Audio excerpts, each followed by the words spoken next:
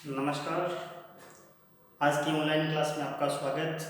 आज हमारा टॉपिक है उपसर्ग। आज का टॉपिक उपसर्ग। अब अपन इस उपसर्ग की उत्पत्ति कैसे हुई, उपसर्ग कैसे बना, तो वो देखते हैं अपन व्युत्पत्ति। यानी इसकी व्युत्पत्ति कैसे हुई। तो ये उपसर्ग जो शब्द है वो उपसर्ग से,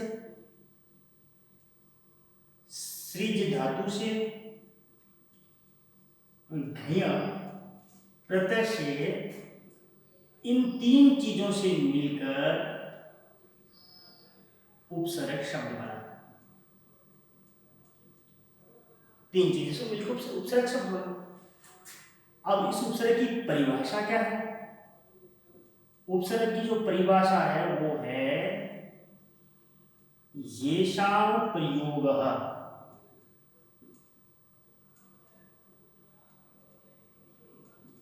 धातूनां शब्दानां वा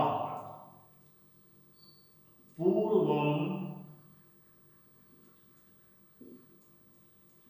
क्रियन्ते ते उपसर्गः। यानी जिनका प्रयोग धातु शब्दों यानी धातु अथवा शब्दों से पहले किया जाता है वे उपसर्ग कहलाते हैं। यानी इसका प्रयोग पहले किया जाएगा किनके? धातुओं के अथवा शब्दों से पहले। इसकी कुछ परिभाषाएं और है, दो परिभाषाएं। वो है उपसृज्यन्ते, उपसृजन करना। क्या इसका अर्थ हो जाएगा? धातूनां समीपम क्रियन्ते, धातुओं के पास करना, इति उपसर्गः।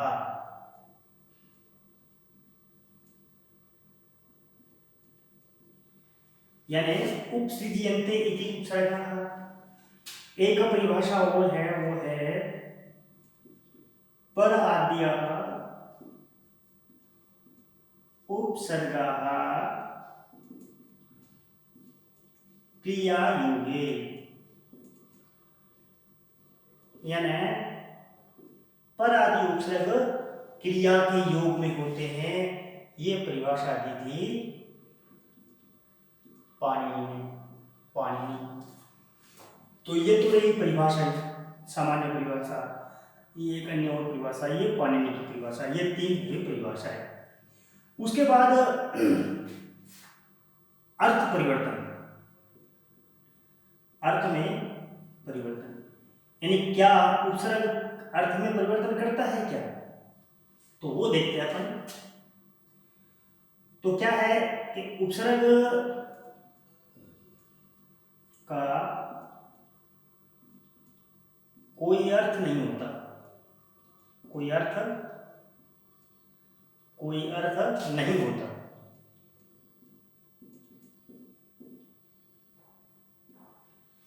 उपसर्ग का कोई अर्थ नहीं होता, परंतु यह धातु या शब्दों से, धातु या शब्द से पहले जुड़कर उसके अर्थ में परिवर्तन करता है, परिवर्तन कर देता है। यानी क्या कहा कि उपसर्ग का खुद का कोई अर्थ नहीं है, लेकिन यह धातु शब्द से क्या करता है? पहले जुड़कर उनके अर्थ में परिवर्तन कर देता है। अर्थात यह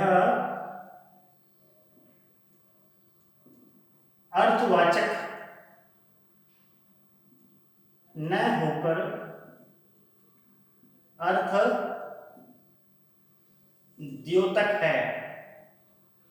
द्योतक है। अर्थवाचक नहीं है, इसका अर्थ नहीं, लेकिन अर्थ का द्योतक है, अर्थ को सूचित करता है, किसी शब्द या धातु में जुड़कर उसके अर्थ को बदलता है। कैसे बदलता है वो देखेगा। जैसे अपने पास एक धातु, एक रूप है, एक शब्द है, धातु रूप है, वो गच्छति। अब गच्छति का अर्थ होता है जाता है, लेकिन इसके साथ यदि अपन कोई उपसर्ग जोड़ दें, जैसे मान लो आ उपसर्ग अपने इसके साथ जोड़ दिया, यदि अपने आ उपसर्ग इसके साथ जोड़ा तो इसका बना अर्थ, इसका रूप बना आगच्छति। ये उपसर्ग जोड़ने के बाद बना, तो इसका अर्थ क्या हो जाएगा? आता है। यानी गच्छति शब्द का जो अर्थ था वो है जाता है, लेकिन उसके अंदर यदि अपन ने आ उपसर्ग जोड़ दिया तो उसका अर्थ परिवर्तन हो गया, जाता है का आता है अर्थ बन गया। तो यानी कहने का मतलब उपसर्ग यदि किसी धातु या शब्द के साथ जुड़ेगा तो उसके अर्थ में परिवर्तन कर देता है। अब आगे देखिएगा, आगे है एक श्लोक है, उस श्लोक के माध्यम से इसी अर्थ परिवर्तन को देखते हैं अपन। श्लोक है उपसर्गेण धात्वर्थो बलाद अन्यत्र नीयते।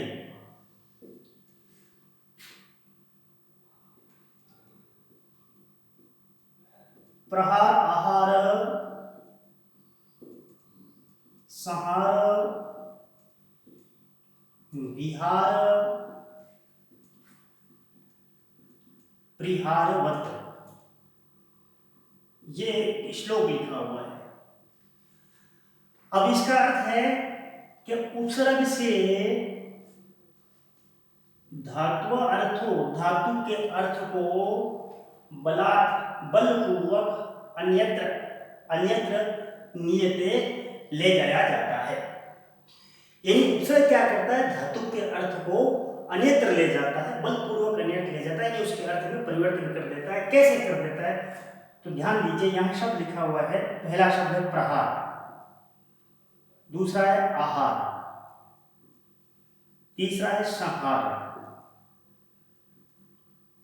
चौथा है विहार, पांचवा है परिहार। अब आप देखिएगा, अब इन सब में जो मेन बात वो जो है वो है धातु। धातु इनमें सब में री धातु है, री। अब इस धातु का अर्थ होता है हरण करना, हरण करना। लेकिन यहां इसके साथ प्रयोपसर्ग जुड़ गया, यहाँ इसके साथ आ उपसर्ग जुड़ा, यहाँ इसके साथ सम उपसर्ग जुड़ा, यहाँ इसके साथ वी उपसर्ग जुड़ा, और यहाँ इसके साथ परि उपसर्ग जुड़ गया। तो इनके अर्थ में क्या परिवर्तन हो गया? हरण करना, प्रहार। तो प्रहार का मतलब होता है चोट करना। आहार भोजन करना, भोजन। संहार विनाश, संहार यानी विनाश करना। विहार भ्रमण करना, और परिहार त्याग करना। तो अपन वही बात चल रही थी, अर्थ परिवर्तन। तो देखिएगा यहाँ धातु तो एक है, लेकिन उस धातु के साथ भिन्न भिन्न उपसर्ग लगने, धातु से पहले भिन्न भिन्न उपसर्ग लगने से उसके अर्थ में क्या हो गया? अर्थ में चेंज, अर्थ में चेंज हो गया। अब आगे अपन देखते हैं, अर्थ में चेंज हो गया। अब इसके बाद और क्या बातें इसमें है वो अपन देखते हैं। तो देखिए, दो बात इसके अंदर है भी, दो या दो से अधिक उपसर्गों का प्रयोग भी हो सकता है। दो या दो से अधिक उपसर्गों का प्रयोग भी हो सकता है। कैसे हो सकता है वो देखिए, जैसे शब्द है उपन्यासः, या एक शब्द है वैयाकरण। तो देखिएगा, अब इसके साथ एक तो उपसर्ग है, एक नी उपसर्ग है, और लास्ट में जो धातु है वो है आश। तो कितने उपसर्ग हो गए? एक साथ दो उपसर्ग हो गए। यहां वी उपसर्ग है पहला, फिर आ उपसर्ग है, फिर क्री धातु है, फिर ल्यूट प्रत्यय है। तो यहां भी उपसर्ग कितने होंगे? दो। तो दो या दो से अधिक उपसर्गों का प्रयोग हो सकता है। दूसरी बात है कि ये जो उपसर्ग है, ये उपसर्ग अव्यय होते हैं। उपसर्ग अव्यय होते हैं। ये दो बातें थी। अब अगली बात आती है, वो है इनकी संख्या, उपसर्गों की संख्या। तो उपसर्ग की जो संख्या रहती है, संस्कृत के अंदर, संस्कृत में 22 यानी द्वाविंशति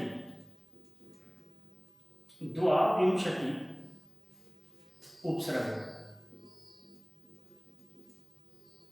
है।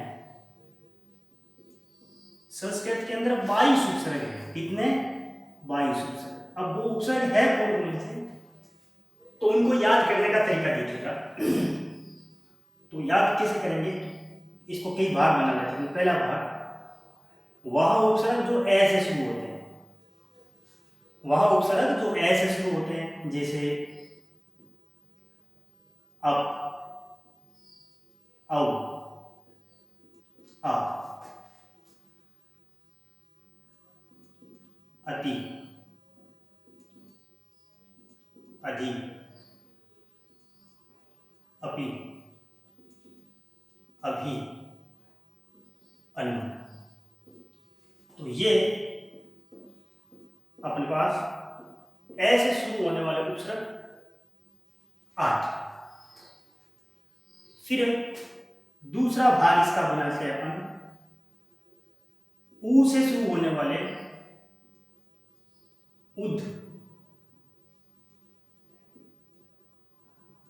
उप। तो ये है अपने पास 2। फिर अपने पास तीसरा भाग में दै से शुरू होने वाले दुर, दुष, ये अपने पास 2। फिर अपना भाग है चौथा, वो है नै से शुरू होने वाले, वो है नी, निर, निश। ये अपने पास हो गए 3। इसी प्रकार पांचवा भाग इसका बनाते हैं, पै से शुरू होने वाले प्र, प्रा, प्रति, प्रि। ये 4 उपसर्ग पै से शुरू होने वाले। फिर छठा भाग से शुरू होने वाले सम, सु, ये हुए 2। 7वें भाग में बनाते हैं अपन वै से शुरू होने वाले वी, ये 1 है। तो अब इनको जोड़ के देख लीजिएगा, 12, 7, 19, 3, 22। कितनी संख्या हुई? 22 संख्या। तो याद करने का तरीका ये है कि यहां से ए, उ, दे, न, पे, से और वे कितने कितने इन अक्षरों से उपसर्ग होते हैं, तो वो टोटल अपने पास संख्या आती है 22। तो ये उपसर्ग का एक प्रारंभिक ज्ञान है कि उपसर्ग की व्युत्पत्ति कैसे हुई, उपसर्ग की परिभाषा क्या है, उसके अर्थ में किस प्रकार परिवर्तन होता है, वो शब्द या धातु से पहले जो क्या परिवर्तन करता है और इनकी संख्या कितनी होती है। अब उपसर्ग से संबंधित जो परीक्षा में प्रश्न आएगा वो कैसा आएगा, तो ध्यान दीजिएगा। जो परीक्षा में प्रश्न आएगा, परीक्षा में जो प्रश्न आएगा दो प्रकार से आएगा। पहला प्रकार है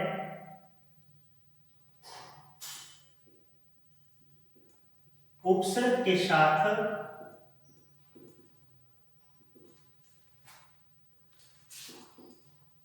धातु या शब्द जोड़ना, यानी उपसर्ग के साथ धातु या शब्द को जोड़ना। अब तो इसमें भी दो भाग बन जाते हैं। पहला भाग बनता है उपसर्ग प्लस धातु। अब यहां अपने उपसर्ग के साथ धातु या शब्द, अब अपन को कैसे पहचान लेंगे, अपन कैसे पहचानेंगे कि ये धातु है या उपसर्ग। तो यहां पहला भाग अपने लिया उपसर्ग प्लस धातु। तो यहां अपन देख लेते हैं कि धातु क्या होती है, धातु को पहचानेंगे कैसे। जो धातु होती है उसकी दो कंडीशन होती है। पहली, दो या तीन वर्ण, उस धातु के अंदर दो या तीन वर्ण होंगे और अंत में क्या होगा, हल, यानी जिसे हलंत कहते हैं। अंत में हलंत होगा यानी हल होगा, जैसे कम। अब आप इसको देखिएगा, इसमें दो वर्ण और अंत में क्या है, अंत में हल। ठीक है। दूसरी कंडीशन इसकी वो है एक ही वर्ण और उस पर कोई मात्रा, जैसे क्री है, जी है, पा है। तो ये देखिए एक ही वर्ण है, इन पर कोई ना कोई मात्रा है, तो ये धातु की पहचान। इस कंडीशन में यदि है तो हम उसको धातु मानेंगे। अब ये तो पहचान होगी धातु की। अब अपने जो है उपसर्ग के साथ धातु जोड़ेंगे तो उनको क्या करना पड़ेगा, तो अपन को क्या करना है,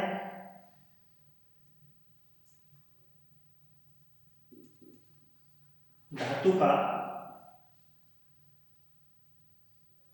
कोई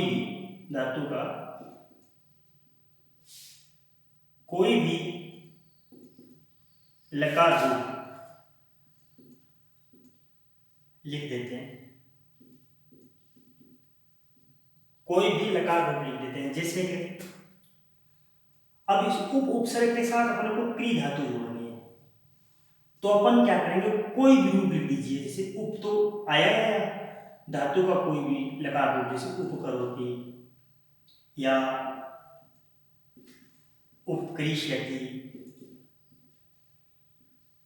या उपकरोतु, इस प्रकार कोई भी रूप अपन लिख सकते हैं। जैसे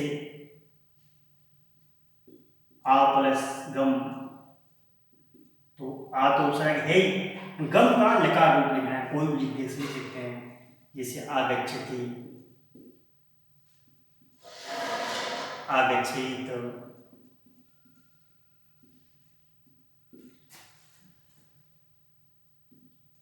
आगच्छतु, ऐसे कोई भी रूप लिख सकते हैं।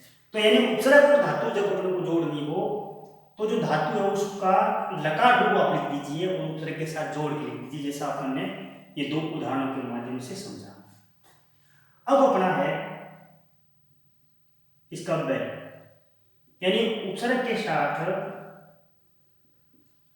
शब्द जोड़े। अब शब्द क्या होते हैं, तो अपन ने जिस कंडीशन को धातु माना, उस कंडीशन के अलावा जो भी वो सारे शब्द है, तो देखिएगा तब क्या करना है, उपसर्ग के साथ यदि शब्द जोड़ेंगे तो दोनों को को सीधा जोड़ देते हैं। सीधा ही जोड़, कैसे जोड़ेंगे? जैसे उप प्लस का रहा, सीधा जोड़ दीजिए, उपकार सम्मान, सीधा जोड़ देंगे सम्मान। तो ये धातु उपसर्ग के साथ धातु और शब्द जोड़ना, ये दो प्रकार का। अब इसके अंदर आपको एक बात ध्यान देनी है कि जब हम उपसर्ग के साथ धातु या शब्द जोड़ रहे हों तो क्या होगा? तो संधि कार्य भी होगा। तो संधि कार्य भी होगा। कैसे होगा? जैसे मान लीजिए उद प्लस पना लिखना है अपने को, तो ये हो जाएगा उत्पन्न। इसका क्या हो गया? संधि कार्य हो गया। फिर जैसे अपने को लिखना है उप प्लस आगम, ये शब्द है, तो क्या बन जाएगा? उपागम, यानी संधि कार्य हो जाता है। ये जो यहाँ है वो संधि कार्य भी होगा। यदि संधि कार्य अपेक्षित है तो संधि कार्य अपने को करना है। तो ये अपना जो प्रश्न आता है उसका पहला भाग है उपसर्ग के साथ धातु या शब्द जोड़ना। अब अपने पास इसका दूसरा भाग आता है। परीक्षा में जो प्रश्न आता है उसका दूसरा भाग कैसा आता है? दूसरा भाग आता है, दूसरे भाग में वो आता है उपसर्ग से धातु व शब्द अलग करना, या शब्द या धातु रूप से उपसर्ग अलग करना, उपसर्ग अलग करना। इसके भी दो भाग बनेंगे।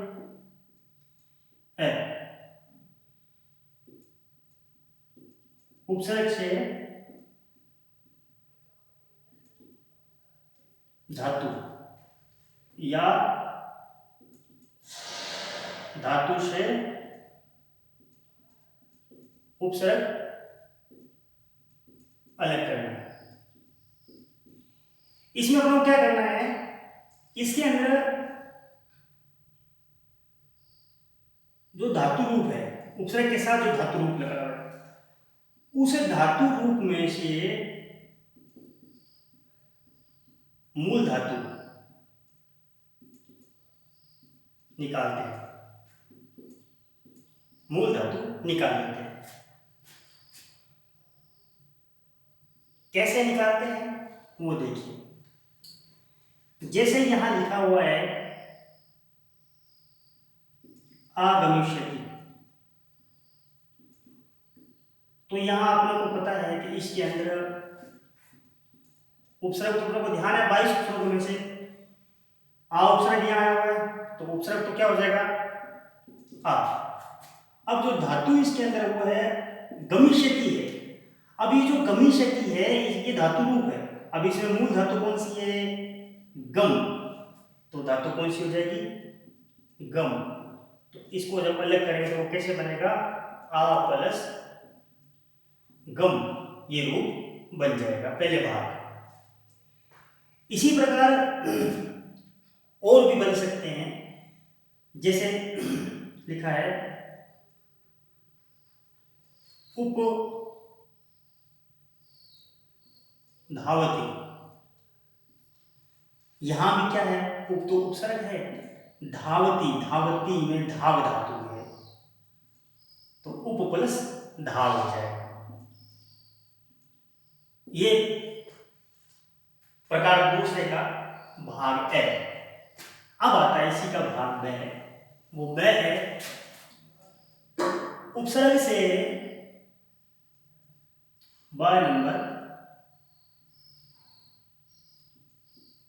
उपसर्ग से शब्द या शब्द से उपसर्ग अलग करना।